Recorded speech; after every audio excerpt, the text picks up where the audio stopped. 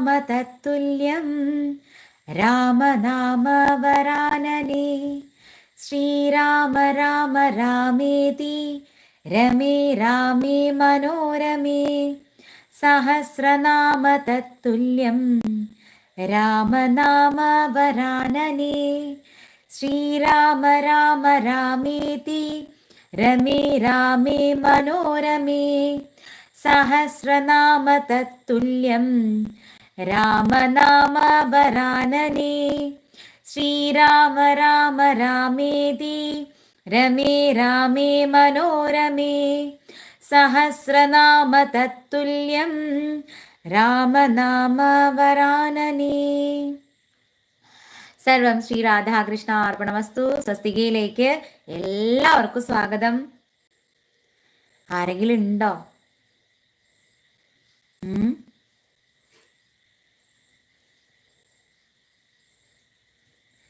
ഈ സമയത്ത് എന്തിനാണ് ഓൺലൈനിൽ വന്നതെന്ന് ചോദിച്ചു കഴിഞ്ഞാൽ, നാളെ കർക്കിടകം ആരംഭിക്കുകയാണ്.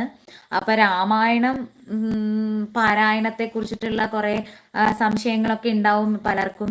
ഇപ്പോൾ എനിക്ക് മെയിൽ ID ഒന്നും ഇല്ലാത്തതുകൊണ്ട് ആർക്കും എന്നോടൊന്നും ചോദിക്കാനും പറ്റുന്നില്ല, എനിക്കൊന്നും പറഞ്ഞു കൊടുക്കാനും പറ്റുന്നില്ല. അപ്പൊ എൻ്റെ മനസ്സിലിരുന്നുകൊണ്ട് പറയുന്നു, ആരൊക്കെ എങ്ങനെ ചോദിക്കുന്നുണ്ട്, ഒന്ന് വരുമോ ലൈവിൽ വന്നിട്ട് ഈ രാമായണത്തിന്റെ കാര്യങ്ങൾ നാളെ മുതൽ എങ്ങനെയാ വായിക്കേണ്ടത് അതൊക്കെ ഒന്ന് പറഞ്ഞു തരുമോ എന്ന് ഇങ്ങനെ പറയണ പോലെ എനിക്ക് തോന്നി. അപ്പോൾ എല്ലാവർക്കും കൂടി വേണ്ടിയിട്ട് ഇന്ന് രാമായണ കർക്കിടക മാസം നാളെ തുടങ്ങാൻ പോവാണ്. അപ്പൊ ഇന്ന് വീട്ടിലെല്ലാവരും ഈ നമ്മളെ ഈ ചേട്ടയൊക്കെ കളഞ്ഞ് വീടൊക്കെ വൃത്തിയാക്കി ഇനി നാളെ കർക്കിടകം തുടങ്ങാൻ പോവാണ്. അപ്പൊ കർക്കിടകം തുടങ്ങുമ്പോൾ തന്നെ നമുക്ക് പറയാനുള്ള കാര്യം എന്ന് പറഞ്ഞാൽ, ഇപ്പോ ചതുർമാസിയാണ്. അപ്പോ എല്ലാം കൊണ്ടും പഞ്ഞമാസാണ്. ഭഗവാൻ യോഗനിദ്രയിൽ പ്രവേശിച്ചിരിക്കുകയാണ്. ഈ ഭൂമി മുഴുവനും മായ ഭഗവാന്റെ യോഗമായയും മഹാമായ ശക്തിയുടെയും കീഴിലാണ് പ്രവർത്തിക്കുന്നത്. അപ്പോൾ മെറ്റീരിയലിസ്റ്റിക് ആയിട്ടുള്ള കൂടുതലായിട്ടുള്ള കാര്യങ്ങൾ ചെയ്യുന്ന ആളുകളെ മായ പിടികൂടി അവർക്ക് ദുഃഖങ്ങൾ ഉണ്ടാവാനുള്ള എല്ലാ വഴികളും ഉണ്ട്. അതുപോലെ ഒരുപാട് സ്പിരിച്വൽ ആയി പോകുന്നവർക്ക് അവരെ എല്ലാ രീതിയിലും ഭഗവാൻ പ്രൊട്ടക്ട് ചെയ്ത് സംരക്ഷിക്കുകയും ചെയ്യും. അതായത് ദേവിയുടെ ആ ശക്തിയിൽ എല്ലാ പ്രൊട്ടക്ഷനും കിട്ടും. നമ്മൾ ഒരുപാട് ആധ്യാത്മികപരമായിട്ടുള്ള കാര്യങ്ങളിലേക്ക് നമ്മൾ അതിന് കൂടുതൽ ശ്രദ്ധ കൊടുത്തു കഴിഞ്ഞാൽ ഈ ചതുർമാസ്യത്തിൽ അതിൽ ഉള്ളിലാണ്.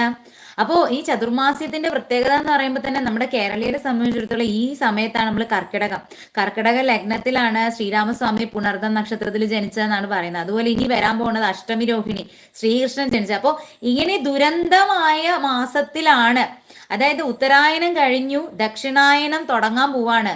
അപ്പോൾ ശരിക്കും പറഞ്ഞാൽ ഈ കർക്കിടകം എന്ന് പറയുന്നത് ദേവന്മാരുടെ സന്ധ്യാസമയമാണ്. അപ്പൊ ആ സന്ധ്യാസമയത്ത് നമ്മൾ എന്താ കൂടുതലായിട്ട് ദേവന്മാരെ പ്രീതിപ്പെടുത്താൻ എന്താ ചെയ്യേണ്ടത്? നാമം ജപിക്കുക. അപ്പൊ ദേവന്മാരുടെ ആ സന്ധ്യാസമയത്ത് നമ്മൾ നാമം ജപിച്ച് ദേവന്മാരുടെ പ്രീതി കൊണ്ടാൽ മാത്രമേ ഈ ഒരു കർക്കിടകത്തിലുള്ള ഈ പ്രകൃതി ദുരന്തങ്ങള്, പ്രകൃതി ക്ഷോഭങ്ങള് ഇതിൽ നിന്നൊക്കെ രക്ഷപ്പെടാൻ പറ്റുള്ളൂ. മാത്രല്ല ഈ കർക്കിടക മാസം എന്ന് പറയുമ്പോൾ പണ്ട് കാലം മുതലേ പഞ്ഞമാസം എന്നാ പറയണത്. കാരണം വെള്ളം കയറിയിട്ട് കൃഷിയൊക്കെ പോകും, പുഴയൊക്കെ നിറഞ്ഞു കവിഞ്ഞൊരുക്കും. ആളുകളൊക്കെ ഉള്ള സമ്പാദ്യം കൊണ്ട് വീട്ടിനുള്ളില് ചായ എന്താ പറയാ ഉള്ള കഞ്ഞിയൊക്കെ കുടിച്ച്, കാരണം ആ സമയത്ത് ശരീരത്തിനും പ്രശ്നങ്ങളുണ്ട്, ദഹന സംബന്ധമായ പല അസുഖങ്ങളും വരും. അതുകൊണ്ട് തന്നെ കൂടുതൽ ലൈറ്റ് ആയിട്ടുള്ള എരിവ് പുളിയൊക്കെ കുറഞ്ഞ ലൈറ്റ് ഫുഡാണ് നമ്മൾ ഈ മഴ സമയത്ത് ഈ പറയുന്ന ഇങ്ങനത്തെ ഒരു കാലാവസ്ഥയിൽ നമ്മൾ അധികവും ഭക്ഷണം കഴിക്കാനുള്ള എരിവും പുളിയും കുറഞ്ഞ ഒരു ഫുഡ് അതൊക്കെയാണ് നമ്മൾ ഈ സമയത്ത് കഴിക്കേണ്ടത്. അപ്പൊ നമ്മുടെ ശാരീരികമായിട്ടുള്ള പല പ്രശ്നങ്ങളും ഈ കാലാവസ്ഥ അനുസരിച്ച് വരുന്ന സമയം ആയതുകൊണ്ട് തന്നെയാണ് കർക്കിടകത്തിൽ പലരും ഈ ഔഷധ കഞ്ഞിയൊക്കെ സേവിക്കുന്ന കാര്യം നിങ്ങൾക്ക് അറിയായിരിക്കും. ഔഷധ കഞ്ഞിയൊക്കെ കഴിക്കുന്നത് ഈ സമയത്താണ്. അപ്പോ പലരുടെയും ചോദ്യമാണ്, അപ്പൊ എന്താണ് ഈ കർക്കിടകവും ഈ രാമായണവും തമ്മിലുള്ള ബന്ധം എന്ന് പറഞ്ഞാൽ ഇത്രയേ ഉള്ളൂ. അതായത് നമ്മുടെ അച്ഛൻ അപ്പൂപ്പന്മാരുടെ കാലം തൊട്ട് ഈ സമയത്ത് ഈ കാലം എന്ന് പറയുന്നത് കുറച്ച് കഷ്ടപ്പാടുള്ള കാലാണ്. അപ്പൊ കഷ്ടപ്പാട് വരുമ്പോൾ മാത്രമല്ലേ പലരും ഭഗവാനെ ഓർക്കുള്ളൂ. അപ്പൊ ആ സമയത്ത് ഒരുപാട് കഷ്ടപ്പാട് ദുരിതം അനുഭവിക്കുമ്പോൾ നമുക്ക് ഈശ്വരനെ ഒന്ന് മാതൃകയാക്കണം അല്ലെ. അതായത് നമ്മൾ എത്രയേ അനുഭവിച്ചുള്ളൂ, ഭഗവാൻ എന്തൊക്കെ അനുഭവിച്ചു, ഭഗവാൻ ശ്രീരാമസ്വാമിയായിട്ട് ജനിച്ചപ്പോ എന്തൊക്കെ ദുരിതങ്ങൾ അനുഭവിച്ചു. അപ്പോ നമ്മൾ എപ്പോഴും കമ്പാരിസൺ, മനുഷ്യരുടെ ഒരു സ്വഭാവമാണ് മറ്റുള്ളവനുമായിട്ട് താരതമ്യം ചെയ്യും.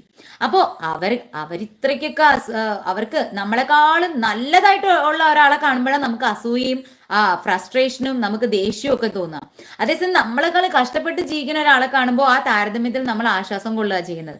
ഇത് സാക്ഷാൽ ഈശ്വരനുമായിട്ടാണ് നമ്മൾ നടത്താൻ പോകുന്നത്. എപ്പോ ഈ കർക്കിടക മാസത്തിൽ രാമായണം വായിക്കുമ്പോ നമുക്ക് തോന്നും ഭഗവാനൊക്കെ ഇത്രയൊക്കെ അനുഭവിച്ചില്ലേ, അപ്പൊ നമ്മള് ഇത്രയല്ലേ അനുഭവിക്കുന്നുള്ളൂ, ഭഗവാൻ ഇങ്ങനെയൊക്കെ കഷ്ടപ്പെട്ടില്ലേ, അപ്പൊ നമുക്ക് ഇത്രയല്ലേ വന്നിട്ടുള്ളൂ എന്നുള്ള ഒരു ആശ്വാസം, അത് വലിയൊരു ആശ്വാസമാണ് കേട്ടോ.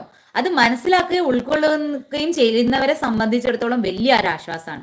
പക്ഷേ ഈ രാമായണത്തിന്റെ ഒരു കാലിക പ്രസക്തി എന്ന് പറഞ്ഞാൽ തന്നെ മനുഷ്യര് ഒരു പ്രസക്തി ഇല്ലാത്ത കാര്യങ്ങൾക്ക് പിറകെ പോകില്ല. അപ്പൊ എന്തോ ഒരു പ്രസക്തി രാമായണത്തിനുണ്ട്. അത് അല്ലെങ്കിൽ പിന്നെ ത്രേതായുഗത്ത് രചിക്കപ്പെട്ട രാമായണം എന്തുകൊണ്ട് ഈ കലിയുഗം വരെ ഇങ്ങനെ അതിന്റെ ഖ്യാതി, അത് വിഷമം വരുമ്പോഴും സങ്കടം വരുമ്പോഴും എടുത്ത് രാമായണം തുറന്നു നോക്കുന്ന എന്തിനാ ആളുകള്? അപ്പൊ അതിനെന്തോ ഒരു പ്രസക്തി ഉണ്ട്. ആ പ്രസക്തി എന്ന് പറയുന്നത് ഉൾക്കൊണ്ട് കഴിഞ്ഞാല് നമ്മളുടെ ദുഃഖങ്ങൾക്ക്, നമ്മുടെ ആങ്ഷൈറ്റി, നമ്മുടെ ഉത്കണ്ഠകൾക്ക്, നമ്മുടെ വേദനകൾക്കുള്ള ആശ്വാസമായിട്ടുള്ള എല്ലാ കാര്യങ്ങളും ഒരു വ്യക്തി ഏറ്റവും നല്ല ആളായിട്ട് മാറാൻ, ധാർമ്മികമായിട്ട് ജീവിക്കാൻ ഉള്ള എല്ലാ സംഭവങ്ങളും ഉള്ള ഒരു ആധ്യാത്മിക ഗ്രന്ഥമാണ് രാമായണം. അതുകൊണ്ടാണ് പണ്ട് കാലത്ത് അച്ഛനപ്പൂപ്പന്മാര് ഇങ്ങനെ വിഷമവും വേദനകളും അനുഭവിക്കുന്ന ഒരു കാലം വരുന്നുണ്ട്.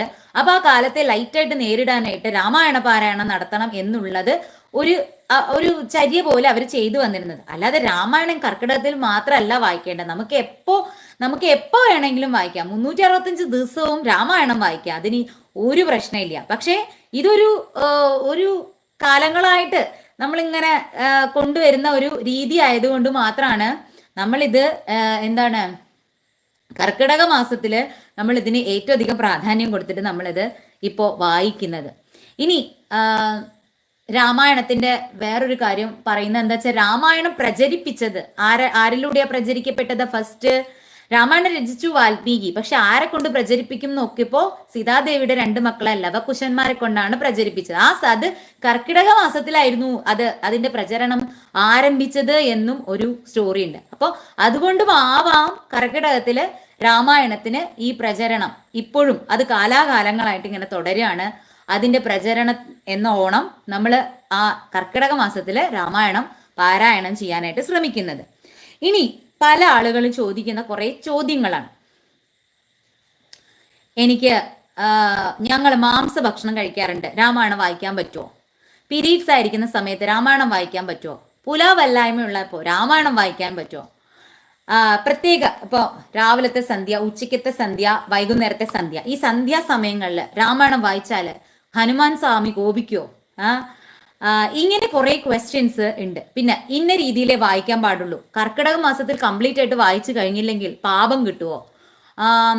പിന്നെ അങ്ങനെ കുറെ ക്വസ്റ്റ്യൻസ് ആണ് പലരുടെയും മനസ്സിൽ. അതുകൊണ്ട് തന്നെ രാമായണം തൊടാൻ പേടിയാണ്. തൊട്ട് കഴിഞ്ഞാല് അയ്യോ ഇത് ഫുള്ളായിട്ട് വായിച്ചില്ലെങ്കിൽ ഇനി എനിക്ക് ശാപം എങ്ങാനും കിട്ടുമോ? ബുക്ക് തൊടാൻ പേടിയാണ്. അയ്യോ ഞാൻ രാമായണം തുടങ്ങി, ഇനി ഇത് തീർക്കാൻ പറ്റിയില്ല, എനിക്ക് ശാപം കിട്ടുമോ? ഞാൻ മാംസഭക്ഷണം കഴിച്ചു പോയി ഇന്ന്, അപ്പൊ ഇന്ന് എനിക്ക് രാമായണം വായിക്കാൻ പറ്റുമോ? ഇങ്ങനെ പല ഡൗട്ട്സും കൊണ്ട് നടക്കുന്ന ആളുകളുണ്ട്. ഇതിപ്പോ ഞാൻ പറയുമ്പോ പല കോൺട്രവേഴ്സീസും ഉണ്ടാവും കേട്ടോ. പൊതുവേ പഴയ കാലത്ത് അമ്മൂമ്മമാർക്കൊക്കെ എന്നോട് ഭയങ്കര ദേഷ്യം, ഈ കുട്ടി എന്തൊക്കെയാ പറയണേ, പീരീഡ്സ് ടൈമിൽ ഏകാദശി വ്രതം എടുക്കേ, പുലാവല്ലായ്മ ഉള്ളപ്പോ ഏകാദശി വ്രതം എടുക്കേ, ഭഗവാൻ ഭക്ഷണം വെക്കേ, ഭഗവാനെ വീട്ടിൽ പൂജിക്കേ, ഇതൊക്കെ എന്താ എന്നൊക്കെ പറഞ്ഞിട്ട് എന്നെ കുറേ പേര് ചീത്ത പറയാറുണ്ട്. പക്ഷെ ഞാൻ ഇതിലൊന്നും ഞാൻ വലിയൊരു അർത്ഥം കാണുന്നില്ല. കാരണം എന്താ വെച്ചാൽ ഇതൊക്കെ അന്ധവിശ്വാസമായിട്ടാണ് എനിക്ക് തോന്നിയിട്ടുള്ളത്. ശുദ്ധാശുദ്ധങ്ങള് മനസ്സിനാണ് മനസ്സിൽ അശുദ്ധി ഉണ്ടെങ്കിൽ അത്, അല്ലാതെ പുറമേക്കുള്ള ശുദ്ധാശുദ്ധങ്ങളിലൊന്നും ഞാൻ വിശ്വസിക്കുന്നില്ല. എന്ന് പറഞ്ഞാൽ നമ്മൾ കുളിക്കാതെയും നനയ്ക്കാതെയും ജീവിക്കണമെന്നല്ല പറഞ്ഞത്. നമ്മുടെ ശരീരം ക്ഷേത്രമാണ്, ഗുരുവായൂരപ്പന്റെ ക്ഷേത്രമാണ് നമ്മുടെ ശരീരം. ആ ഹൃദയസ്ഥാനത്ത് ഭഗവാൻ വസിക്കുന്നുണ്ട്. അപ്പൊ ആ ക്ഷേത്രം എപ്പോഴും ശുദ്ധിയുള്ളതായിരിക്കും. അങ്ങനെ ഭഗവാനെ ഹൃദയത്തിൽ വെച്ച് ജീവിക്കുന്ന എല്ലാവരും എപ്പോഴും ശുദ്ധിയും വൃത്തിയുള്ളവരായിരിക്കും. അവരൊരിക്കലും അശുദ്ധമല്ല. അങ്ങനെ ഒരു സിറ്റുവേഷനേ ഇല്ല എന്നുള്ളതാണ് എൻ്റെ വിശ്വാസം. അപ്പോ ആ വിശ്വാസത്തിൽ ഞാൻ പറയുന്നതാണ്, നമുക്ക് ഏത് സമയത്തും രാമായണം വായിക്കാം, നമുക്ക് എപ്പോ വേണമെങ്കിലും വായിക്കാം. ഇത് ഭഗവാനെ കുറിച്ചിട്ടാണ് പറയുന്നത്. ഭഗവാന്റെ നാമം ചൊല്ലാനും ഭഗവാനെ കുറിച്ച് പഠിക്കാനും ഭഗവാനെ കുറിച്ച് കേൾക്കാനും ഒരു പ്രത്യേക സമയം. കാരണം ഭഗവാൻ അന്തര്യാമിയായിട്ട് നമ്മുടെ ഹൃദയത്തിൽ വസിക്കുന്നു. ഭഗവാൻ ഇല്ലെങ്കിൽ നമുക്ക് ബോധമില്ല, ഭഗവാൻ ഇല്ലെങ്കിൽ നമുക്ക് ബുദ്ധിയില്ല. ജീവസ്വരൂപനായിട്ട് ഈശ്വരൻ ഇരിക്കുന്നത് കൊണ്ടാണ് നമുക്ക് സംസാരിക്കാനും പ്രവർത്തിക്കാനും ചിന്തിക്കാനും എല്ലാത്തിനും സാധിക്കുന്നത്. അല്ലെങ്കിൽ വെറും ജഡമാണ് നമ്മള്, മരിച്ചു ജഡം. ആ ജഡമായിട്ടുള്ള ശരീരമാണ് നമ്മുടേത്. അപ്പൊ പറയാം നമ്മള് ഒന്നുമല്ല, നമ്മള് അശുദ്ധാണ് നമുക്ക് പറയാം. കാരണം അതിൽ ഈശ്വര ചൈതന്യം ഇല്ല. അപ്പോ ഈശ്വര ചൈതന്യത്തോടുകൂടി ജീവനോടുകൂടി വർത്തിക്കുന്ന എല്ലാ മനുഷ്യരുടെയും അന്തര്യാമിയായിരിക്കുന്ന ഈശ്വരൻ, ആ ഈശ്വരനെ തിരിച്ചറിഞ്ഞ് ജീവിക്കുന്ന എല്ലാവരും ശുദ്ധിയുള്ളവരാണ്. അവർക്ക് യാതൊരു അശുദ്ധിയും ഇല്ല എന്നാണ് ഞാൻ വിശ്വസിക്കുന്നത്. അതുകൊണ്ട് തന്നെ രാമായണം ഏത് സമയത്തും വായിക്കാം. പീരീഡ്സ് ആയിരിക്കുന്ന സ്ത്രീകൾക്കും വായിക്കാം, പൂലാവല്ലായ്മ ഉള്ളവർക്കും വായിക്കാം, ഏത് സമയത്തും വായിക്കാം. കുളിച്ച് വൃത്തിയായിട്ട് ശുദ്ധമായിട്ട് ഇരുന്ന് വായിക്കണം. ഇന്ന് രാവിലെ ഞാൻ മീന് കൂട്ടി ചോറ് കഴിച്ചു. ഇന്ന് ഞാൻ ചിക്കന്റെ കാല് കടിച്ചു പറിച്ചിട്ട് ചോറ് കഴിച്ചിട്ട് ഞാൻ ഇന്ന് വൈകുന്നേരം വന്നിട്ട് രാമായണം വായിക്കാൻ പറ്റുമോ? ഇതൊക്കെയാണ് ഹിന്ദുക്കളായിട്ടുള്ള ആളുകളുടെ തെറ്റായ ധാരണ എന്ന് പറയുന്നത്. ഏത് ഭക്ഷണം കഴിച്ചിട്ട് എന്ത് കഴിച്ചിട്ടായിരുന്നാലും നിങ്ങള് ശുദ്ധിയോടുകൂടി കുളിച്ചു കഴിഞ്ഞതിന് ശേഷം, ഇനി ഞാൻ കഴിക്കില്ല പക്ഷെ എനിക്ക് വീട്ടുകാർക്ക് വേണ്ടി വെച്ചു കൊടുക്കേണ്ടി വന്നു, അപ്പൊ രാമായണം വായിക്കാവോ? വായിക്കാം. നിങ്ങൾ വെച്ചു കൊടുത്തു, നിങ്ങൾ നിങ്ങളുടെ കർമ്മമാണ് ചെയ്തത്. നിങ്ങൾ വൈകുന്നേരോ ഏത് സമയത്താച്ചാ നിങ്ങൾക്ക് സൗകര്യമുള്ള സമയത്ത് കുളിച്ച് ശുദ്ധിയോട് കൂടിയിട്ട് രാമായണം വായിക്കൂ. വായിച്ചിട്ട് നിങ്ങൾ വെച്ചു കൊടുക്കൂ. ഇല്ലേ വെച്ചു കൊടുത്തെങ്കിൽ കുളിച്ചിട്ട് നിങ്ങൾ രാമായണം വായിക്കൂ. ഏത് സമയത്തും വായിക്കാം. ഇത് ഒക്കെ എക്സ്ക്യൂസസ് ആയിട്ടാണ് എനിക്ക് തോന്നിയിട്ടുള്ളത്. ഈ പുലാവല്ലായ്മ പീരീഡ്സ് ആണ്, 7 ദിവസം ഇനി ഞാൻ തൊടയില്ല. ഇനി ഞാൻ 7 ദിവസം നാമം ജപിക്കേയില്ല. നാമം ജപിക്കണ്ട, പക്ഷെ ഹൃദയത്തിനുള്ളിലുള്ള ഈശ്വരനെ തട്ടിത്തെറിപ്പിച്ച് പുറത്തു കളയാൻ നിങ്ങൾക്ക് പറ്റുമോ? അപ്പൊ പിന്നെ നിങ്ങൾ എങ്ങനെ അശുദ്ധമായി മാറാ? നിങ്ങൾക്ക് ഇനിയിപ്പോ പൂജാമുറിയിൽ കയറണ്ട, അതൊന്നും ഞാൻ പറയില്ല കേട്ടോ. അത്രയും കോൺട്രവേഴ്സിയിലിട്ടോ ഞാൻ പോകുന്നില്ല. അമ്പലങ്ങളിൽ പോകണ്ട, പക്ഷെ ഏതെങ്കിലും നമ്മുടെ വീട്ടിന്റെ ഏതെങ്കിലും ഒരു മൂലയിൽ ഇരുന്നുകൊണ്ട് നിങ്ങൾക്ക് രാമായണം വായിക്കാം. ആര് തടസ്സപ്പെടുത്തുന്നു? കുരുരമ്മ ഏകാദശി വ്രതം അനുഷ്ഠിക്കുന്നത് പീരീഡ്സ് ആയിരിക്കുന്ന സമയത്ത് നാം ഉറക്ക ചൊല്ലുന്നതിന് ഞാൻ കഥ നിങ്ങൾക്ക് പറഞ്ഞു തന്നിട്ടുണ്ട്. വില്ലുമംഗലം സ്വാമിയാര് ചെന്ന് ചോദിക്കാൻ ചെല്ലുമ്പോ ഗുരുവായൂരപ്പനെ കണ്ട കഥ ഞാൻ. ഗുരുവായൂരപ്പൻ ഈ അശുദ്ധയായിരിക്കുന്ന സ്ത്രീയുടെ ചേലത്തുമ്പി പിടിച്ച് കളിച്ചോണ്ട് ഇരിക്കുന്നത് എല്ലാ സർവജ്ഞാനിയായിട്ടുള്ള അഷ്ടസിദ്ധികളുള്ള യോഗിയായിട്ടുള്ള വില്ലുമംഗലം കണ്ടു. കുരുരമ്മയോട് ദേഷ്യപ്പെട്ടിട്ട് കുരുരമ്മയോട് അങ്ങനെ ചെയ്യല്ലേ എന്ന് പറയാൻ പോയ ആളാണ് ഗുരുവായൂരപ്പൻ അത് ചെയ്യുന്നത്. പക്ഷെ എന്ന് പറഞ്ഞ് നമുക്കൊന്നും കുരുരമ്മയാകാൻ പറ്റില്ല. കുരുരമ്മയുടെ ഭക്തിയുടെ അടുത്തൊന്നും നമ്മൾ എത്തില്ല. എങ്കിൽ പോലും നമ്മുടെ ഉള്ളിലുള്ള ഈശ്വര ചൈതന്യത്തെ അല്ലെ നമ്മുടെ ഭഗവാനെ അത്രമേൽ സ്നേഹിക്കുന്ന ഒരാൾക്ക് ഹൃദയം കൊണ്ട് ചിന്തിക്കുമ്പോൾ അതിൽ ശുദ്ധാശുദ്ധങ്ങൾ ഉണ്ടാവില്ല. അപ്പോ തീർച്ചയായിട്ടും നിങ്ങൾക്ക് രാമായണം വായിക്കാം. അപ്പോ 31 ദിവസമാണ് ഇപ്രാവശ്യം രാമായണം വായിക്കേണ്ടത്. ഈ 31 ദിവസവും നിങ്ങൾ മുടങ്ങാതെ രാമായണം വായിക്കാനായിട്ട് സ്ത്രീകളും പുരുഷന്മാരും ശ്രമിക്കുക. ഇനി എങ്ങനെയാണ് രാമായണം വായിക്കേണ്ടത്? പല ആളുകളും പല ചിട്ടവട്ടങ്ങളും പറയും കേട്ടോ. സ്വസ്തികയിൽ വന്നിട്ട് സ്വസ്തിക പറഞ്ഞു ഇങ്ങനെ ചെയ്യാ അങ്ങനെ ചെയ്യാന്ന് പറഞ്ഞിട്ട് ഒരു കുഴപ്പമില്ല. നിങ്ങൾ എന്ത് വേണേലും പറഞ്ഞോ. ഗുരുവായൂരപ്പൻ മനസ്സിലിരുന്ന് തോന്നിപ്പിക്കണോ പറയണു എന്നുള്ളതേ ഉള്ളൂ. നമ്മുടെ ഹൃദയത്തിലിരിക്കണു ഗുരുവായൂരപ്പൻ. അപ്പൊ ആ ഗുരുവായൂരപ്പൻ ഒരു നേരം നമുക്ക് വേണ്ടാന്ന് നമുക്ക് തോന്നുമോ? നമ്മുടെ ഹൃദയത്തിലിരിക്കുന്ന ഭഗവാനെ എടുത്തു കളയാൻ നമുക്ക് തോന്നുമോ? ഭഗവാൻ ഇല്ലാതെ നമുക്ക് ജീവിക്കാൻ പറ്റുമോ? ഈശ്വര ചൈതന്യ ഹൃദയത്തിൽ ഇല്ലാതെ ജീവിക്കാൻ പറ്റും? അപ്പൊ പിന്നെ എങ്ങനെയാ നമ്മള് നാമം ചൊല്ലാതെയും നമ്മള് ഭഗവാനെ ഓർക്കാതെയും ഒക്കെ നമ്മൾ എങ്ങനെയാ ജീവിക്കുക? എനിക്കറിയില്ല. അപ്പൊ അങ്ങനെ ജീവിക്കുന്നവരെ സംബന്ധിച്ചിടത്തോളം ഈ പറയണ പാപം കിട്ടുമോ, അയ്യോ എന്നെ ശപിക്കോ, ഇങ്ങനെ ഒന്നും ചെയ്യില്ല. ഈശ്വരനാമം എത്ര ജപിച്ചാലും നമ്മുടെ പാപങ്ങൾ കുറഞ്ഞാ വന്നുകൊണ്ടിരിക്കുക. നിങ്ങൾ ക്ഷേത്രങ്ങളിൽ പോകണ്ട, നിങ്ങള് പൂജാമുറിയിലും കയറണ്ട, വീട്ടിലും പ്രശ്നം ഉണ്ടാക്കണ്ട. നിങ്ങളുടെ വീട്ടിന്റെ ഏതെങ്കിലും ഒരു കോർണറിൽ പോയിരുന്നിട്ട് ഒരു പുസ്തകം എടുത്തു വെച്ചിട്ട്, രാമായണ പുസ്തകം എടുത്തു വെച്ചിട്ട് നിങ്ങൾ ജപിക്കുക.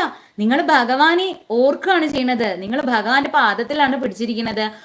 അവിടെ ഭഗവാന് യാതൊരു വിധമായിട്ടുള്ള ഡിസ്ക്രിമിനേഷൻസും ഇല്ല. ആണെന്ന് പെണ്ണെന്നുള്ള ഭേദം പോലും ഭഗവാനില്ല. പിന്നെയാണോ ഈ കണ്ട പലതരത്തിലുള്ള ഡിസ്ക്രിമിനേഷൻസ്? അപ്പോൾ രാമായണം ഏതാളുകൾക്കും വായിക്കാം. നിർധനനും വായിക്കാം, പണക്കാരനും വായിക്കാം, എവിടെ ഇരുന്നും വായിക്കാം, തറയിലിരുന്നും വായിക്കാം, ഇനി നിങ്ങൾക്ക് കസേരയിൽ ഇരുന്നാലേ വായിക്കാൻ പറ്റുള്ളൂ വെച്ചാൽ അങ്ങനെയും വായിക്കാം, ഏത് സമയത്തും വായിക്കാം. പിന്നെ സന്ധ്യകളിൽ വായിക്കാൻ പാടില്ല എന്ന് പറഞ്ഞതിന് കാരണം ഹനുമാൻ സ്വാമി കോപിക്കുന്ന. ഹനുമാൻ സ്വാമി കോപിക്കേയില്ല. ഹനുമാൻ സ്വാമിയും നരസിംഹസ്വാമിയും ഒക്കെ ഭക്തപ്രിയരാണ്.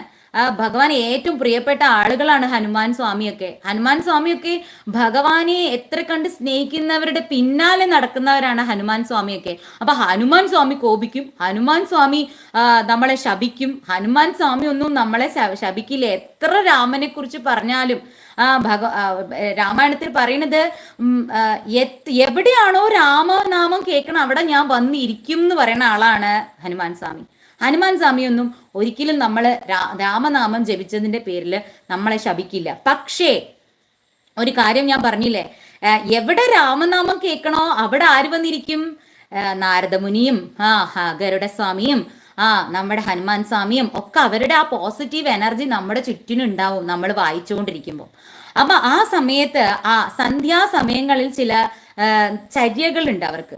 ആ ചര്യകൾ പോലും അവർ മറന്നിട്ട് നമ്മുടെ അടുത്ത് വന്ന് ഇരിക്കും എന്നാണ് പറയുന്നത്. അപ്പൊ അത് ചെയ്യാൻ പാടില്ല. കാരണം അവരവരുടെ ഭക്തി കൊണ്ടും നമ്മളോടുള്ള സ്നേഹം കൊണ്ടുമാണ് നമ്മുടെ അടുത്ത് വന്നിരിക്കുന്നത്. പക്ഷെ നമ്മൾ അങ്ങനെ അവരുടെ കർമ്മങ്ങളിൽ നിന്ന് അവരെ പിന്തിരിപ്പിക്കാൻ പാടില്ല എന്നുള്ളത് കൊണ്ടാണ് സന്ധ്യാസമയത്ത് വായിക്കരുത് എന്ന് പറയുന്നത്. അല്ലാതെ അവർ കോപിക്കും, അവർ ശപിക്കും, അവർ നമ്മളെ ശപിച്ച് ഭസ്മാക്കി കളയും, അതൊന്നുമില്ല. അങ്ങനെയൊക്കെ ഉള്ള തെറ്റായിട്ടുള്ള വിശ്വാസങ്ങൾ നിങ്ങൾ ഇല്ലാതെയാക്കണം സമൂഹത്തിൽ നിന്ന്. അപ്പോ അത് നമ്മുടെ റെസ്പെക്റ്റ് ആണത്, അത് നമ്മളുടെ സ്നേഹമാണ്. ഹനുമാൻ സ്വാമിയോടുള്ള നമ്മുടെ സ്നേഹമാണ്. നാരദമുനിയോടും ഹനുമാൻ സ്വാമിയോടും ഗരുഡസ്വാമിയോടും ഒക്കെയുള്ള നമ്മുടെ സ്നേഹം കൊണ്ടാണ് നമ്മൾ എന്ത് ചെയ്യുന്നത്, ആ ഒരു സമയത്തൊന്നും നമ്മൾ വായിക്കാണ്ടിരിക്കുന്നത്. അത് റെസ്പെക്റ്റ് ആണ്, അത് ആദരവ് എന്ന് പറയും, പരസ്പരമുള്ള ബഹുമാനം എന്ന് പറയും. ഇനി അല്ല നിങ്ങൾക്ക് സന്ധ്യാസമയത്തെ വായിക്കാൻ പറ്റുള്ളൂ എന്നുണ്ടെങ്കിൽ നിങ്ങൾക്ക് വായിക്കാം, അതിനൊരു തടസ്സമില്ല. എല്ലാ സന്ധ്യാസമയങ്ങളിലും രാമായണം വായിക്കുന്ന എത്രയോ ആളുകളുണ്ട്. അപ്പൊ നിങ്ങൾക്ക് ആ സമയമേ നിങ്ങൾക്ക് വായിക്കാനുള്ള സമയമായിട്ട് നിങ്ങൾക്ക് അതേ ഉള്ളൂ വെച്ചാലും വായിക്കാം. ഭക്തിപൂർവ്വം എടുത്തു വെച്ചിട്ട് വായിക്കുക. പിന്നെ പലരും പറയും അങ്ങോട്ട് തിരിഞ്ഞ് വായിക്കാൻ പാടില്ല, ഇങ്ങോട്ട് തിരിഞ്ഞ് വായിക്കാൻ പാടില്ല. പറയണത് എന്താ വെച്ചാല് കിഴക്ക് സൂര്യൻ, പടിഞ്ഞാറ് ചന്ദ്രൻ, പിന്നെ തെക്കോട്ട് നമ്മൾ ഒരു കാര്യവും ചെയ്യാറില്ല. അപ്പോൾ വടക്ക്, അപ്പൊ സൂര്യനെയും ചന്ദ്രനെയും നമ്മൾ കട്ട് ചെയ്യുന്നില്ല, വടക്കോട്ട് തിരിഞ്ഞിരിഞ്ഞ് രാമായണം വായിക്കണതാണ് ഉത്തമം എന്നാണ് പറയുന്നത്. ഇനി ഉത്തമമാണത്, നിങ്ങൾക്ക് ഇനി ആ സാഹചര്യം ഇല്ല എന്നുണ്ടെങ്കിൽ നിങ്ങൾ എവിടെയാണോ നിങ്ങൾക്ക് ഇരുന്ന് വായിക്കാൻ പറ്റുന്നത് അവിടെ ഇരുന്ന് വായിക്കുക. അതിലും ഒരു പ്രശ്നമില്ല. ആഹാരം ശപിക്കില്ല, ഭഗവാൻ ഒന്നും ചെയ്യില്ല. ഭഗവാന്റെ നാമല്ലേ ജപിക്കണത്, അപ്പൊ ഭഗവാൻ ശപിക്കുവോ? ഇതൊക്കെ ഓരോ ആളുകൾ അവരവരുടെ പണ്ടത്തെ കാലത്താണെങ്കിൽ നമുക്ക് വലിയ വലിയ വീടുകള് മനകളിലൊക്കെ ഇങ്ങനെ ആ ഭാഗത്ത് തിരിഞ്ഞേ വായിക്കുള്ളൂ, ഈ ഭാഗത്ത്. പിന്നെ ചില ആളുകൾക്ക് ഈ രാമായണം ഒന്ന് തൊടാൻ പോലുള്ള അവകാശം പോലും ഉണ്ടായിരുന്നില്ല. ഇപ്പൊ അതൊന്നുമില്ല, എല്ലാവർക്കും ഭഗവാനെ കിട്ടും. ഭഗവാന്റെ ആധ്യാത്മിക ഗ്രന്ഥങ്ങളെ ഏതാളുകൾക്കും വായിക്കാം. അപ്പൊ നിങ്ങൾക്ക് ഏത് വശത്താണോ തിരിഞ്ഞിരുന്ന് വായിക്കേണ്ടത് അവിടെ ഇരുന്ന് വായിച്ചോളൂ, ഭക്തിപൂർവം. ആരോടുള്ള ഇത് ഇപ്പൊ ഞാൻ പറയുമ്പോണ്ടല്ലോ, ചില ആളുകൾ വിചാരിക്കും ചില ആളുകൾ ഇതിനെ വേറെ രീതിയിലാക്കാണ് കേട്ടോ. അതായത് നമ്മുടെ ഹൈന്ദവ തത്വങ്ങളെ റിജക്റ്റ് ചെയ്യാൻ വേണ്ടി നടക്കുന്ന കുറെ ആളുകളുണ്ട്. അവരിതിനെ എടുത്തിട്ട് പോയിട്ട് പറയും സ്വസ്തിക കണ്ടല്ലോ പറഞ്ഞത് പീരീഡ്സ് ടൈമിലും വായിക്കാന്ന് പറഞ്ഞു. ഞാൻ അങ്ങനെ പറഞ്ഞതിന്റെ അർത്ഥം കൂടി മനസ്സിലാക്കണം. ഇത് ഭഗവാൻ എതിരെ അല്ലെങ്കിൽ നിരീശ്വരവാദികൾക്ക് വിശ്വാസികളുടെ നേരെ പ്രയോഗിക്കാനുള്ള ആയുധമല്ല പീരീഡ്സ് ടൈമിൽ വായിക്കാന്ന് പറഞ്ഞത്. ഭക്തി എന്ന് പറയുന്ന ഒരു കാര്യം അവിടെ ഉണ്ട്. ഭഗവാനോട് സ്നേഹവും വിശ്വാസവും ഉള്ളവരുടെ കാര്യമാണ് ഞാൻ പറഞ്ഞത്. അല്ലാതെ ഭഗവാനെ ഇല്ലാന്ന് പറഞ്ഞ് നടക്കണവര്, ഭഗവാൻ എന്താ, ഭഗവാൻ എവിടെ, ആരാണ് ഈശ്വരൻ എന്നൊക്കെ പറഞ്ഞിട്ട് നമ്മുടെ തത്വങ്ങളെ നിരസിക്കുന്ന ആളുകൾക്കുള്ളതല്ല ഇതൊന്നും. അവരിതൊക്കെ പാലിക്കണം, അവർക്ക് ഇതൊക്കെ പാപങ്ങളായിട്ട് വരികയും ചെയ്യും. ഞാൻ പറഞ്ഞത് ഭക്തിയോട് കൂടിയിട്ട് ഭഗവാനെ സ്നേഹിക്കുകയും ഭഗവാനൊരു വിശ്വാസവും അർപ്പിച്ച് എല്ലാം എൻ്റെ ഭഗവാനാണ്, ഞാൻ എന്നെ തന്നെ ഭഗവാന്റെ തൃപ്പാദത്തിൽ അർപ്പിച്ചിരിക്കുന്നു എന്ന് പറഞ്ഞ് ജീവിക്കുന്ന വിശ്വാസി സമൂഹത്തിനു വേണ്ടിയുള്ളത് മാത്രമാണ് ഈ ആചാര ലംഘനങ്ങളൊക്കെ. അല്ലാതെ ഈശ്വരനെ വെല്ലുവിളിച്ച് നടക്കുന്ന ആക്ടിവിസ്റ്റുകൾക്കും നിരീശ്വരവാദികൾക്കും ഉള്ളതല്ല. അവരെന്ത് ഭഗവാനെതിരെ ചെയ്താലും അത് അവർക്ക് പാപമായി തന്നെ വരുള്ളൂ. അവരെല്ലാ നിഷ്ഠകളോടും കൂടി തന്നെ ഭഗവാനെ സേവിക്കുകയും വേണം. കാരണം അവരുടെ ഉള്ളിൽ ഈശ്വരൻ ഇല്ല. കാരണം അവർ തിരിച്ചറിയുന്നില്ല ഈശ്വരന്റെ മഹത്വം. അപ്പോ അത് അവര് തീർച്ചയായിട്ടും എല്ലാ നിഷ്ഠകളും പാലിച്ച് ഈശ്വരനെ തിരിച്ചറിയുന്നത് വരെ അവർ ചെയ്യണ എല്ലാത്തിനും പാപം ഉണ്ടാവും. എന്നാൽ ഭഗവാനിൽ സമർപ്പിച്ച് ഭഗവാനാണ് എല്ലാം എന്ന് വിചാരിച്ചിട്ട് ഭഗവാനാണ് എന്താ പറയാ, ഭഗവാനിൽ എല്ലാം സമർപ്പിച്ച് ജീവിക്കുന്ന ഭക്തനെ സംബന്ധിച്ചിടത്തോളം അവൻ എന്ത് ചെയ്താലും, അത് ഭഗവത്ഗീതയിൽ ഭഗവാൻ തന്നെ പറയുന്നുണ്ട്, ഞാൻ എല്ലാവരോടും ഒരുപോലെയാണ്, ഞാൻ എല്ലാവരും ഒരുപോലെയാണ് സ്നേഹിക്കുന്നത്. പക്ഷേ ആരാണോ എന്നെ മനസ്സിലാക്കുന്നത്, എന്നെ ഭക്തിപൂർവം എന്നെ സ്നേഹിക്കുന്നത്, ഞാൻ അവനിലും അവൻ എന്നിലും വസിക്കുന്നു. ആ ഭക്തന് പാപവും ഇല്ല പുണ്യവും ഇല്ല. അവർക്ക് മാത്രം ഉള്ളതാണ് ഞാൻ നേരത്തെ പറഞ്ഞ കാര്യങ്ങൾ. അല്ലാതെ ഈ ആക്ടിവിസ്റ്റുകളും നിരീശ്വരവാദികളും ഞാൻ ഈ പറഞ്ഞത് എടുത്തിട്ട് എന്ത് ചെയ്യണ്ട, എനിക്ക് നേരെ ഒരു ആയുധമായിട്ട് ഉപയോഗിക്കേണ്ട. ഇത് അവർക്കുള്ളതല്ല. അപ്പോ പറഞ്ഞു വന്നത്, രാമായണം നമുക്ക് ഏത് രീതിയിലും വായിക്കാം. നമുക്ക് രാമായണം വായിക്കുമ്പോൾ ഈ 31 ദിവസം കൊണ്ട് നമ്മൾ എങ്ങനെയാ വായിച്ചു തീർക്കാം. അപ്പൊ അതിന് വേണ്ടിയിട്ട് ഒരു കാര്യമുണ്ട്. അതായത് ഏതൊക്കെ ദിവസങ്ങളിൽ ഏതൊക്കെ ഭാഗം വായിക്കണം എന്നുള്ളത്. നിങ്ങളൊരു പുസ്തകവും ഒരു പേനയും എടുത്തു വെച്ച് കഴിഞ്ഞാല് ഞാൻ പറഞ്ഞു തരാം. വേഗം എടുത്തോണ്ട് ഒരു പുസ്തകവും ഒരു പേന എടുത്തോണ്ടാ. അപ്പൊ ഞാൻ പറഞ്ഞുതരാം ഏത് ദിവസം ഏത് വായിക്കണം എന്നുള്ളത്. ഒരു 31 ദിവസം ഏതൊക്കെയാ വായിക്കേണ്ടതെന്നുള്ളത് ഞാൻ നിങ്ങൾക്ക് പറഞ്ഞുതരാം. പിന്നെ രാമായണം വായിക്കാനായിട്ട് നിങ്ങൾക്ക് ഒന്നിലെ രാവിലെ വായിക്കാം, ഇനി ഉച്ച സമയത്ത് വായിക്കാം. സന്ധ്യ അല്ലാത്ത, ഞാൻ പറഞ്ഞ പോലെ നമ്മൾ ഹനുമാൻ സ്വാമിയെ റെസ്പെക്ട് ചെയ്യുന്നുണ്ട്. ഉച്ചയ്ക്ക് സന്ധ്യയ്ക്ക് വായിക്കാറില്ല. അല്ലാതെ ഒരു 3 മണി കഴിഞ്ഞിട്ട് അല്ലെ രാവിലെ ഏർലി മോർണിംഗ് ഒരു 3:30 ഉഷസന്ധ്യ കഴിഞ്ഞിട്ടുള്ള ഒരു 5 മണി കഴിഞ്ഞിട്ട്, പിന്നെ 5 മണി മുതൽ പിന്നെ നിങ്ങൾക്ക് ഉച്ചയ്ക്ക് ഒരു 12:30 വരെ വായിക്കാം. പിന്നെ ഒരു 3:30 മണി മുതൽ അത് നിങ്ങൾ നോക്കണം. പഞ്ചാംഗം പ്രകാരം 3 സന്ധ്യകൾ. അത് ഞാൻ പറഞ്ഞല്ലോ നേരത്തെ നമ്മൾ പറഞ്ഞ പ്രകാരം ഹനുമാൻ സ്വാമിയോട് ഉള്ള റെസ്പെക്ട് കൊണ്ട് നമ്മൾ സന്ധ്യകളിൽ വായിക്കുന്നില്ല. അപ്പൊ ആ സന്ധ്യ ഒഴിച്ചുള്ള ഏത് സമയത്തും നിങ്ങൾക്ക് വായിക്കാം. ഇനി രാമായണം വായിച്ച് സമർപ്പിക്കേണ്ടത് 31 ദിവസം കൊണ്ടല്ല, ഒരു ദിവസം കൊണ്ട് വായിച്ച് സമർപ്പിക്കാം, 3 ദിവസം കൊണ്ട് വായിച്ച് സമർപ്പിക്കാം, 5 ദിവസം കൊണ്ട് സമർപ്പിക്കാം, 11 ദിവസം കൊണ്ട് സമർപ്പിക്കാം. ഇങ്ങനെയൊക്കെ സമർപ്പിക്കാം കേട്ടോ. 7 ദിവസം കൊണ്ട് സമർപ്പിക്കാം. ഇനി 31 ദിവസത്തിനിടയിൽ എന്തൊക്കെയോ പ്രശ്നങ്ങൾ പറ്റി, വായിച്ച് അവസാനിപ്പിക്കാൻ പറ്റിയില്ല, ഒരു പ്രശ്നമില്ല. വായിച്ചിടം വരെ വായിച്ചാൽ മതി. ഇനിയിപ്പൊ അത്രേ പറ്റുള്ളൂ എന്നുണ്ടെങ്കിൽ അത്രേ. ഇനി അതല്ല, കർക്കിടകം കഴിഞ്ഞു പോയി, അടുത്ത ചിങ്ങം വന്നു, വായിച്ചോളൂ. ഭഗവാനെ കുറിച്ചിട്ടല്ലേ വായിക്കുന്നത്. നിങ്ങൾ എപ്പോഴാണോ വായിച്ച് സമർപ്പിക്കുന്നത് അത്രത്തോളം വായിച്ചോളൂ. ഇനി ഒന്നും വായിക്കാൻ പറ്റില്ല, ഈ ഡെയിലി സുന്ദരകാന്ഡം എല്ലാ ചാപ്റ്ററും വായിക്കാൻ വയ്യ, സുന്ദരകാന്ഡം ഡെയിലി വായിച്ചോളൂ. അത് ഏറ്റവും ഉത്തമമാണ്. ഏറ്റവും പ്രധാനപ്പെട്ട കാണ്ഡം എന്ന് പറഞ്ഞാൽ സുന്ദരകാന്ഡാണ്. അപ്പൊ സുന്ദരകാന്ഡം ഡെയിലി വായിച്ചാൽ മതി. അല്ലെങ്കിൽ ഭഗവാന്റെ ബാലകാന്ഡം, അത് ഡെയിലി അത് വായിച്ചോളൂ. ഏതാന്ന് വെച്ചാൽ അത് വായിക്കുക. പിന്നെ വായിച്ചിട്ട് നമ്മൾ ഒരു ദിവസം സ്റ്റോപ്പ് ചെയ്യുമ്പോൾ അവിടെ കലഹം, യുദ്ധം, മരണം ഇങ്ങനെയുള്ള ഭാഗങ്ങളിൽ നമ്മൾ അവസാനിപ്പിക്കരുത് എന്നാ പറയണേ. കാരണം എന്താ വെച്ചാല് അതൊക്കെ അശുഭമാണെന്നല്ലേ പറയണേ. അപ്പൊ ശുഭത്തിൽ നിർത്തിയിട്ട് വേണം നമ്മൾ രാവിലെ പിന്നെയും ശുഭത്തിൽ തുടങ്ങണം. ശുഭത്തിൽ നിർത്തി ശുഭത്തിൽ തുടങ്ങണം, അങ്ങനെയാ പറയാം. അപ്പൊ വായിക്കുമ്പോൾ ഈ പറയണ പോലെ മരണം, യുദ്ധം, കലഹം ഇങ്ങനെ വരുന്ന പോർഷൻ വായിച്ച് നിർത്തിയിട്ട് നമ്മൾ പോകരുത്. അതിന് പകരം നമ്മൾ ഏതെങ്കിലും നല്ല ഭാഗം വരുമ്പോൾ നിർത്തിയിട്ട് നമുക്ക് അടുത്തത് ബാക്കി പിറ്റേ ദിവസം കണ്ടിന്യൂ ചെയ്യാം. അങ്ങനെ അതൊന്ന് ശ്രദ്ധിക്കുക. ഇനി ഏതൊക്കെ, അപ്പൊ പേപ്പറും പേനയും എടുത്തുകൊണ്ട് വന്നാൽ ഞാൻ പറഞ്ഞു തരാം ഏത് ദിവസം, മീൻസ് ഓരോ ദിവസം ഏതൊക്കെയാണ് വായിക്കേണ്ടത് എന്നുള്ളത് ഞാൻ പറഞ്ഞു തരാം. കർക്കിടകം 1 മുതൽ ഓരോ ദിവസവും പാരായണം ചെയ്യേണ്ട രാമായണ ഭാഗങ്ങൾ. 1-ാമത്തെ ദിവസം ബാലകാന്ഡം ആരംഭം മുതൽ ഉമാമഹേശ്വര സംവാദം വരെ. എഴുതി വെച്ചോളൂ, നിങ്ങൾക്ക് ഉപകാരപ്പെടും. 2-ാമത്തെ ദിവസം ബാലകാന്ഡം ശിവൻ പാർവതിയോട് കഥ പറയുന്നത് മുതൽ പുത്രകാമേഷ്ടി വരെ. 3-ാമത്തേത് ബാലകാന്ഡം വിശ്വാമിത്രന്റെ യാഗരക്ഷ മുതൽ അഹല്യാസ്തുതി വരെ. 4 ബാലകാന്ഡം സീതാ സ്വയംവരം മുതൽ ഭാർഗവ ഗർഭശമനം വരെ. 5-ാമത്തെ ദിവസം അയോധ്യാകാന്ഡം ആരംഭം മുതൽ ശ്രീരാമ അഭിഷേക ആരംഭം വരെ. 6-ാമത്തെ ദിവസം അയോധ്യാകാന്ഡം ശ്രീരാമ അഭിഷേക വിഘ്നം മുതൽ വിഛിന്നാഭിഷേകം വരെ. 7 അയോധ്യാകാന്ഡം ലക്ഷ്മണോപദേശം മുതൽ രാമസീതാ രഹസ്യം വരെ. 8 അയോധ്യാകാന്ഡം വനയാത്ര മുതൽ വാൽമീകി ആശ്രമ പ്രവേശം വരെ. 9 അയോധ്യാകാന്ഡം വാൽമീകിയുടെ ആത്മകഥ മുതൽ സംസ്കാര കർമ്മം വരെ. 10 അയോധ്യാകാന്ഡം ഭരതന്റെ വനയാത്ര മുതൽ അത്യാശ്രമ പ്രവേശം വരെ. 11 ആരണ്യകാന്ഡം ആരംഭം മുതൽ അഗസ്ത്യ സ്തുതി വരെ. 12 ആരണ്യകാന്ഡം ജഡായു സംഗമം മുതൽ ഖരവധം വരെ. 13 ആരണ്യകാന്ഡം ശൂർപ്പണഖ വിലാപം മുതൽ സീതാന്വേഷണം വരെ. 14 ആരണ്യകാന്ഡം ജഡായു ഗതി മുതൽ ശബര്യാശ്രമ പ്രവേശം വരെ.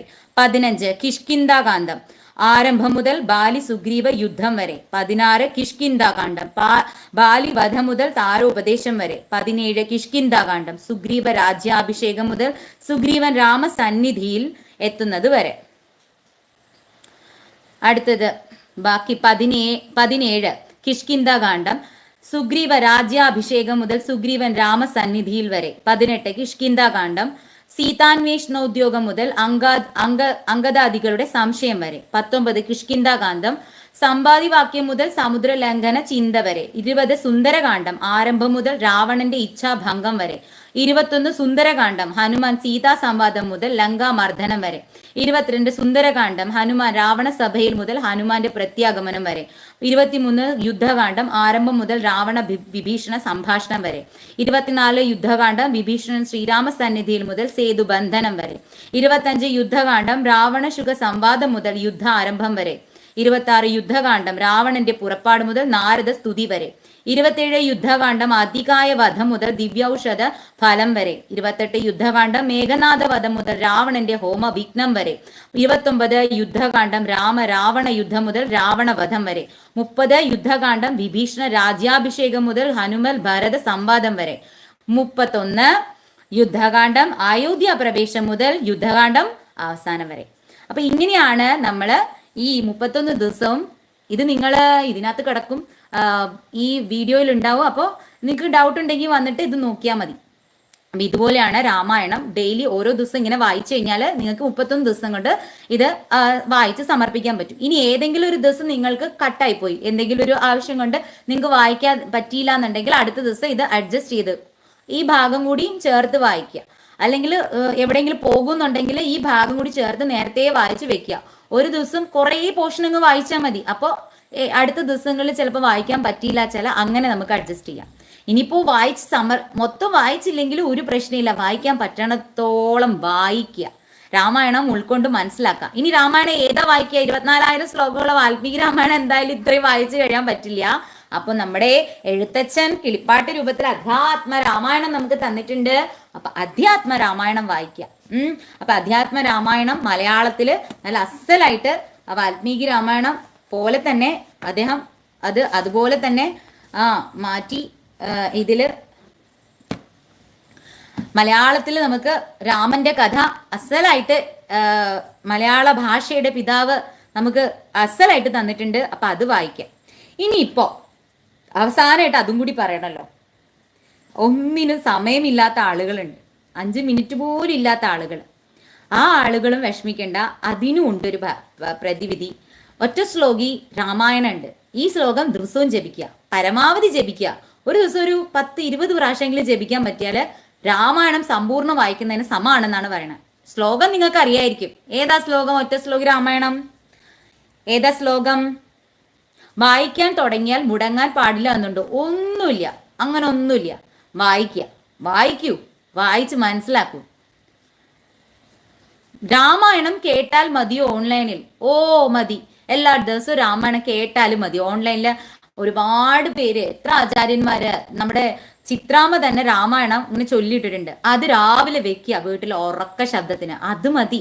അത് കേട്ടാലും മതി. എഴുതി ഇടാമോ പോസ്റ്റിൽ? ഞാൻ എഴുതി ഇടാൻ നോക്കാം. ചേച്ചി രാമായണ സ്റ്റോറി ഓർഡർ ആക്കി ചേച്ചി ഡെയിലി ഇടുമോ? ഞാൻ രാമായണ സ്റ്റോറി കുറേയൊക്കെ പറഞ്ഞിട്ടുണ്ട്. ഇനി കുറച്ച് കോൺട്രവേഴ്ഷ്യൽ ആയിട്ടുള്ള കുറച്ച് ടോപ്പിക്സുകൾ ഉണ്ട്. അതായത് ശ്രീരാമൻ സീതാദേവിയെ ഉപേക്ഷിക്കുന്ന കാര്യം, അത് പിന്നെ ഈ നമ്മുടെ യുദ്ധകാന്ഡം വരെ ഉള്ളൂ വാൽമീകിയുടെ രാമായണം. പിന്നെ ഉത്തരകാന്ഡം എന്ന് പറഞ്ഞിട്ട് ഉള്ള ഭാഗം എന്ന് പറയുന്നത് കലിയുഗത്തില്, അതായത് ഈ അടുത്ത കാലഘട്ടത്തിൽ രചിക്കപ്പെട്ട കാര്യങ്ങളാണ്. അതില് ഒരു ശൂദ്രനെ വധിക്കുന്നതുണ്ട് ശ്രീരാമചന്ദ്രൻ. അതിനെ പറ്റിയിട്ടുള്ള കാര്യങ്ങൾ, അങ്ങനെ കുറച്ച് കോൺട്രവേഴ്ഷ്യൽ ആയിട്ടുള്ള ടോപ്പിക്സിൽ ഇനി എനിക്ക് പറയാനുണ്ട്. അത് ഞാൻ പറയും, സമയമാകുമ്പോൾ പറയും. ഈ രാമായണ മാസത്തിൽ പറയാനായിട്ട് ഭഗവാൻ അനുവദിച്ചാൽ പറയും.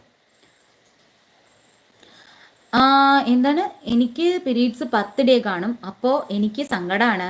നാരായണം ചൊല്ലാമോ, നാരായണീയം ചൊല്ലാമോ, രാമായണം ചൊല്ലാമോ? രാമായണം എന്തായാലും ചൊല്ലാം, ഒരു പ്രശ്നമില്ല. ചേച്ചി പീരീഡ്സ് ടൈമിൽ വായിക്കാമോ? വായിക്കാം. ഇങ്ങനെ കോട്ട്സ് ഉണ്ട് കേട്ടോ.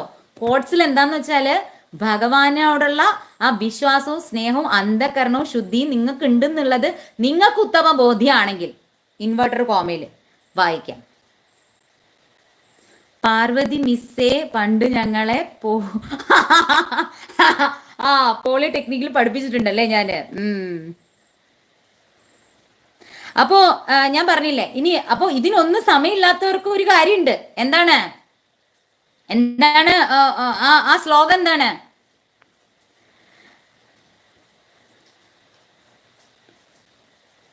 ആ ശ്ലോകം എന്താണ്? പൂർവം തപോവനാദിഗമനം, പൂർവം രാമതപോവനാദിഗമനം, ഹത്വാ മൃഗം കാഞ്ചനം, വൈദേഹി ഹരണം, ജടായുമരണം, സുഗ്രീവ സംഭാഷണം, ബാലി നിഗ്രഹണം, സമുദ്രതരണം, ലങ്കാപുരിദാഹനം, ഹത്വാ രാവണ കുംഭകർണനിധനം, ഏതദ്ധി രാമായണം സമ്പൂർണ്ണ രാമായണം. ഒന്നും ചൊല്ലാൻ ഈ ബുക്ക് അങ്ങോട്ട് ചൊല്ലാൻ മടിയുള്ളവര് ഈ ഒറ്റ ശ്ലോകം ഈ രാമായണം ഡെയിലി ചൊല്ലിയാൽ മതി. ആ ശ്ലോകമെങ്കിലും ഒന്ന് കംപ്ലീറ്റ് ആയിട്ട് ചൊല്ലുവോ, അത് മതി എന്നാണ് പറയുന്നത്. കണ്ടോ എന്തൊക്കെ സൗകര്യങ്ങളാണ് ചെയ്തു കൊടുത്തിരിക്കുന്നത്, എന്നാലും ആർക്കും ചെയ്യാൻ മടി. അപ്പൊ അറ്റ്ലീസ്റ്റ് ഇതൊന്നും ചെയ്യാൻ, ഈ ശ്ലോകങ്ങൾ മുഴുവൻ ഈ ഒരു സംഭവം തന്നെ ഇത് ഒന്നും അറിയാത്തതിന് വേണ്ടിയിട്ടുള്ള അല്ല കേട്ടോ. അതും ഇൻവെർട്ടർ കോമയിലാണേ. അതായത് രാമായണത്തെ കുറിച്ച് ഒന്നും അറിയാത്തവന് വേണ്ടിയിട്ടുള്ള അല്ല ഈ ഒറ്റ ശ്ലോകി രാമായണം. രാമായണം ഒരു പ്രാവശ്യമെങ്കിലും മുഴുവനായിട്ട് വായിച്ച് പഠിച്ച് ഉൾക്കൊണ്ടു. ഇനി പിന്നെയും വായിക്കാൻ പറ്റാത്തവനുള്ളതാണ് ഈ ഏകശ്ലോകി രാമായണമൊക്കെ. അല്ലാണ്ട് ഒന്നുമേ അറിയില്ല, രാമായണം ഇന്നുവരെ കൈകൊണ്ട് തൊട്ടിട്ട് പോലും ഇല്ല. ഇനി എനിക്ക് ഒറ്റ ശ്ലോകി ഉണ്ടല്ലോ, അത് വെച്ച് ഞാൻ അഡ്ജസ്റ്റ് ചെയ്യാം, അത് ശരിയായിട്ടുള്ള കാര്യമല്ല. ആദ്യം നിങ്ങൾ ഒരു പ്രാവശ്യമെങ്കിലും രാമായണം വായിച്ച് സമർപ്പിക്കുക ഭഗവാന്. അത് കഴിഞ്ഞതിന് ശേഷം നിങ്ങൾ ഈ ഒറ്റ ശ്ലോകി രാമായണം ചൊല്ലിയാൽ മതി. അപ്പൊ നിങ്ങൾക്ക് ആ ഓരോ വാക്കുകളിലും ഇപ്പോ പൂർവം രാമ തപോവനാദികം ഭഗവാൻ പോകുന്നത്, ഭഗവാൻ ഇതിൽ ഓരോന്ന് പറയണ്ടല്ലോ. മൃഗം കാഞ്ചനം, മറ്റേ മാനിന്റെ പിറകെ പോകുന്നത്, ജടായുഹരണം, സുഗ്രീവ സംഭാഷണം, ബാലി നിഗ്രഹണം, ഇങ്ങനെ ഓരോ ഭാഗവും നമ്മുടെ മനസ്സിൽ ഇങ്ങനെ വരും. അല്ലാണ്ട് ഒന്നും അറിയാണ്ട് രാമായണം ഒറ്റ ശ്ലോകി മാത്രം വായിച്ചുകൊണ്ടിരുന്നിട്ട് കാര്യമില്ല കേട്ടോ. പിന്നെ രാമായണം ചൊല്ലാൻ തുടങ്ങുമ്പോ നമ്മൾ എല്ലാ ദിവസവും ചൊല്ലുമ്പോ ആദ്യം ചൊല്ലേണ്ടത് എന്താന്ന് വെച്ചാല്, നിങ്ങൾക്കൊക്കെ ഇതൊക്കെ അറിയായിരിക്കും, എല്ലാവർക്കും എല്ലാം അറിയാം. പക്ഷേ ഞാൻ വെറുതെ പറയണതാണെന്ന് വിചാരിച്ചോളൂ. നിങ്ങൾക്കൊക്കെ അറിയായിരിക്കും, ബാലകാണ്ഡത്തില് ആദ്യമായിട്ട് നമ്മൾ ഹരിശ്രീ ഗണപതി നമ അവിഘ്നമസ്തു ചൊല്ലി നമ്മൾ ആദ്യം ശ്രീരാമസ്വാമിയുടെ ഏതെങ്കിലും ഒരു ശ്ലോകം ചൊല്ലാം. ആപദാമപഹർത്താരം ദാതാരം സർവസമ്പദാം ലോകാഭിരാമം ഭൂയോ ഭൂയോ നമാമ്യഹം രാമായ രാമചന്ദ്രായ രാമഭദ്രായ വേധസി രഘുനാഥായ നാഥായ സീതായ പതയേ നമോ നമഃ. ഇനി ഭഗവാനെ ഒന്ന് സ്തുതിച്ചിട്ട് വേണം നമ്മൾ ചൊല്ലാനായിട്ട്. ചൊല്ലുമ്പോൾ ആദ്യമായിട്ട് ശ്രീരാമ രാമ രാമ ശ്രീരാമചന്ദ്ര ജയ ശ്രീരാമ രാമ രാമ ശ്രീരാമഭദ്ര ജയ ശ്രീരാമ രാമ രാമ സീതാഭിരാമ ജയ എന്ന് തുടങ്ങുന്ന ഒരു ശ്ലോകം ഉണ്ട്.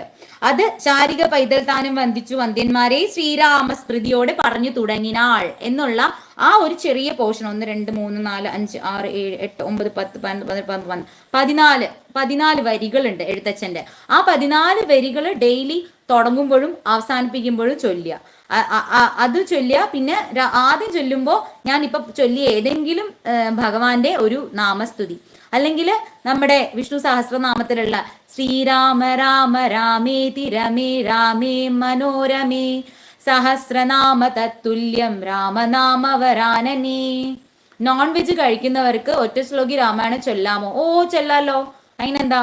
ഞാൻ നേരത്തെ പറഞ്ഞില്ലേ, ആർക്ക് വേണമെങ്കിലും ചൊല്ലാം. മാംസഭക്ഷണം കഴിക്കുന്നവർക്കോ കഴിക്കാത്തവർക്കോ ആർക്ക് വേണമെങ്കിലും ചൊല്ലാം.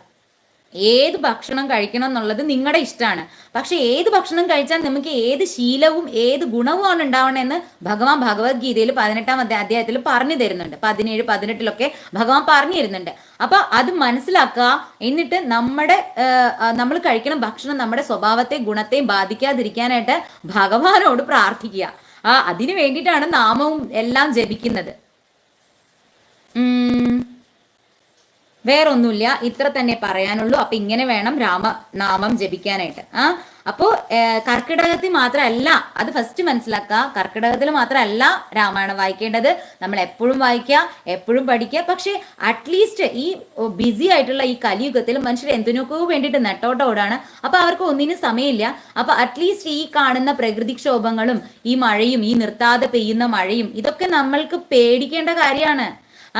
ഒരിക്കൽ നിർത്താതെ അങ്ങോട്ട് വൃന്ദാവനത്തിൽ മഴ പെയ്തു. അപ്പൊ ഭഗവാൻ ഉണ്ടായിരുന്നു ഗോപിമാരെ രക്ഷിക്കാൻ, ഗോവർദ്ധൻ എടുത്ത് ഉയർത്തിയിട്ട്. അപ്പോ ആ ഭഗവാനേ ഉണ്ടാവുള്ളൂ നമ്മളെ ഏതാപത്തുനിന്ന് രക്ഷിക്കാൻ എന്നുള്ളത് മനസ്സിലാക്കാം. ഇന്ന് നിർത്താതെ മഴ പെയ്ത് രാവിലെ ഓഫീസിൽ പോകുമ്പോൾ ഫുള്ളി നനഞ്ഞിട്ടാണ് ഞാൻ പോകുന്നത്. 2 വീലർ ഓടിച്ച് പോകുമ്പോൾ പകുതി ദൂരം 2 വീലർ ഓടിക്കണം. അപ്പൊ ഫുള്ളി നനഞ്ഞു. എന്നിട്ട് തിരിച്ച് വരുമ്പോഴും മൊത്തം നനഞ്ഞ് കിടുകിടുകിടാ വരച്ചോണ്ടാണ് ഞാൻ വരുന്നത്. അപ്പോൾ ഇപ്പം മഴ അതുപോലെ ഓടിക്കുമ്പോൾ ഭയങ്കര പേടിയാവും. അതായത് റോട്ടിൽ കുഴി ഉണ്ടോന്ന് അറിയില്ല, ഫുള്ള് വെള്ളം നിറഞ്ഞിരിക്കുകയാണ്. ചില സ്ഥലത്തൊക്കെ ഇങ്ങനെ പുഴ പോലെയാണ് വെള്ളം ഒഴുകുന്നത്. ഇങ്ങനെ നിർത്താതെ മഴ പെയ്യാണ് ഇവിടെയൊക്കെ. നിങ്ങളുടെ അവിടെ എങ്ങനെയാ, നിർത്താതെ മഴ പെയ്യുന്നുണ്ടോ? എന്തായാലും ഇവിടെ ഈ മലപ്പുറം ഈ ഭാഗത്തൊക്കെ ഭയങ്കര മഴയാണ്. അപ്പോൾ മഴ കാണുമ്പോൾ പണ്ടൊക്കെ മഴ കുറച്ചു നാൾക്ക് മുന്നേ വരെ മഴ കണ്ടിരുന്നെങ്കിൽ ഇപ്പൊ കുറെ ആയിട്ട് മഴ മടുത്തു തുടങ്ങിയിരിക്കണു. പേടിയാവുന്നുണ്ട്. അപ്പോ പേടിക്കുമ്പോ എപ്പോഴും ഞാൻ ഗുരുവായൂരപ്പന് ഭഗവാന്റെ നരസിംഹമൂർത്തിയാണ് എനിക്ക് എന്റെ പേടി വരുമ്പോൾ ഞാൻ നരസിംഹമൂർത്തിയെ ഹനുമാൻ സ്വാമിയാണ് പ്രാർത്ഥിക്കല്. അപ്പോൾ ഞാൻ നരസിംഹമൂർത്തി ഹനുമാൻ സ്വാമി ഇങ്ങനെ പ്രാർത്ഥിക്കും. എനിക്ക് പേടിയാവണമെന്ന് ഞാൻ പ്രാർത്ഥിക്കും. ഇങ്ങനെ ഒരുപാട് ഇങ്ങനെ പേടിയാവുമ്പോൾ ഇങ്ങനെ പ്രാർത്ഥിക്കും. എനിക്കൊന്നും കാണാൻ പറ്റില്ല, വഴി കാണാൻ പറ്റില്ല. കൃഷ്ണ എൻ്റെ നരസിംഹമൂർത്തി ഹനുമാൻ സ്വാമി എൻ്റെ കൂടെ ഉണ്ടാവണേ എന്നിങ്ങനെ ഞാൻ പ്രാർത്ഥിക്കാറുണ്ട്. അപ്പൊ എല്ലാവരും രാമായണം വായിക്കുക. ഇനിയുള്ള ഡൗട്ട്സ് എനിക്ക് നിങ്ങൾ ഇതിന്റെ കമന്റ്സ് ആയിട്ട് ഇടുക കേട്ടോ. അടുത്ത വീഡിയോയിൽ ഞാൻ അതിന് മറുപടി തരാം. അപ്പൊ എല്ലാവർക്കും ശ്രീരാമസ്വാമിയുടെ അനുഗ്രഹം ഉണ്ടാവട്ടെ. കഴിയുന്നതും നല്ല നല്ല സ്റ്റോറി രാമായണത്തിലെ സ്റ്റോറികൾ പറയാൻ ഞാൻ വരാൻ ശ്രമിക്കാം. എല്ലാവരും രാമായണം വായിക്കുക, രാമായണത്തിന്റെ മഹത്വം പ്രചരിപ്പിക്കുക. രാമായണം അറ്റ്ലീസ്റ്റ് കേക്കുമെങ്കിലും ചെയ്യാം. വായിക്കാൻ ബുദ്ധിമുട്ടുള്ളവർ ഇപ്പൊ പറഞ്ഞ പോലെ കേക്കുമെങ്കിലും ചെയ്യാം. അപ്പൊ എല്ലാവർക്കും ഭഗവാന്റെ അനുഗ്രഹം ഉണ്ടാവട്ടെ. സർവം ശ്രീ രാധാ കൃഷ്ണ അർപ്പണമസ്തു. ജയ ശ്രീ രാധേ രാധേ.